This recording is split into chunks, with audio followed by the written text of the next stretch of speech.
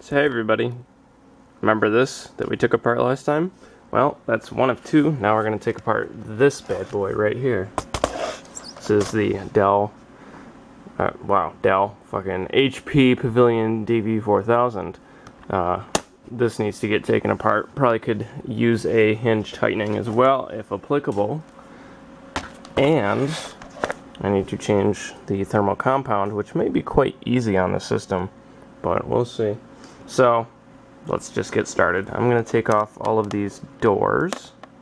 Not on camera though, because these screws are quite tight, so I'll be back when I finish that.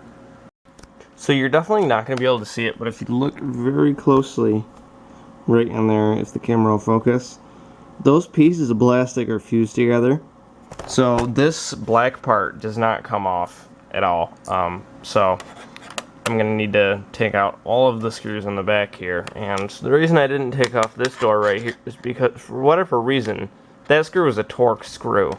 And I don't really feel like fishing out my Torx bit right now. So, yeah, I'm just going to go ahead and see if I can ignore it. Get all the screws taken out, though.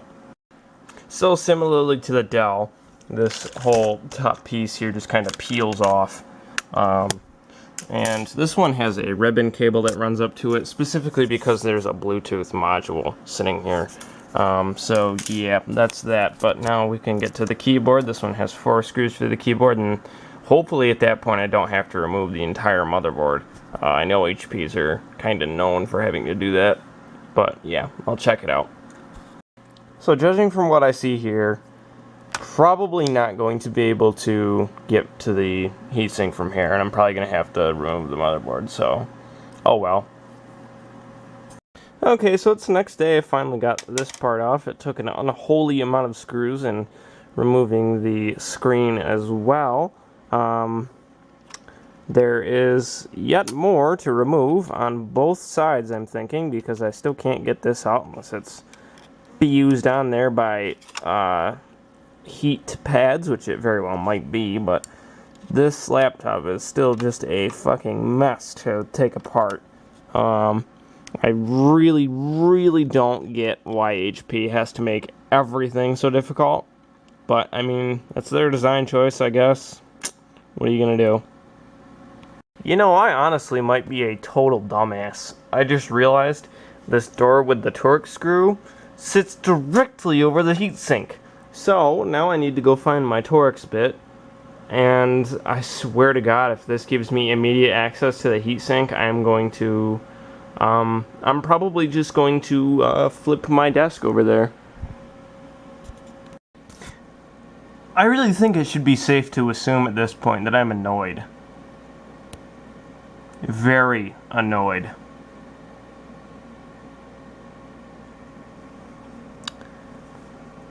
Oh, HP, why do you have to design shit like this to mislead me into thinking that I have to take the entire thing apart?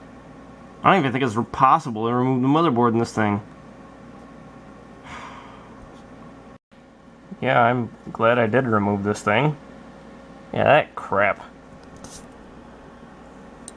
Yeah, it's clearly not ever been cleaned. And I love this heatsink design too. This is pretty great. Heatsink, all copper, and it just sits right on top of the CPU. Unfortunately, they had to go and use a heat pad to fuck it up, but pretty good design overall. I'm gonna go ahead and get this shit cleaned out now. Okay, so the heatsink and the CPU were fairly easy to clean off, and that heat pad was kind of like half of a metal pad and half heatsink. But yeah, there's still some stuff on there, but that's stuff I don't really care to remove. It's not anywhere near the thermal area of the CPU, and yeah, it should work perfectly fine. So I'm going to go ahead and apply heatsink compound and get her all back together. Well, just the heatsink part. I'll tell you my progress on the rest later.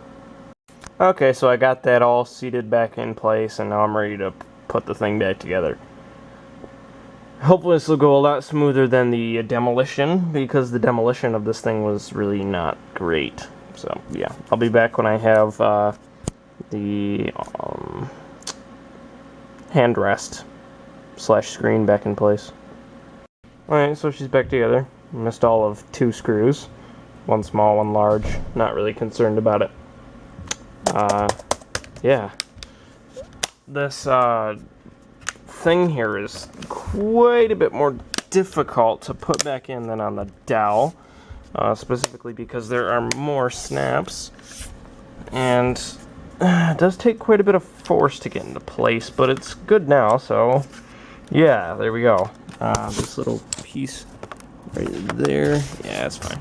All right, so let me go ahead and get the charging cable plugged in, and we'll be good to go. So she powered on as soon as I got the charging cable in, so it's a positive result. Definitely booting up, so yay. All of these are illuminated, as well as the power button. It's a good sign. Means I don't have to fix that after the fact. And she boots up. Good backlight. Mouse pad works. She's all good. Yeah, there we go.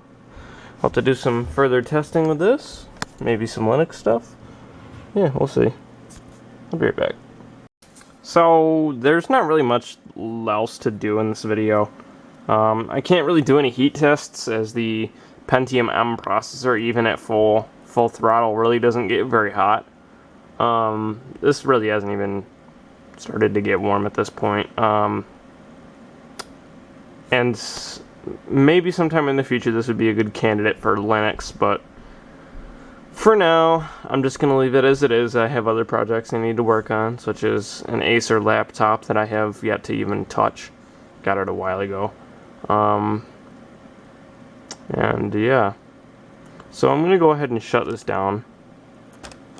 By the way, just for reference, I checked on my watt meter, and it pulls about 50 watts with the screen on, charging the battery.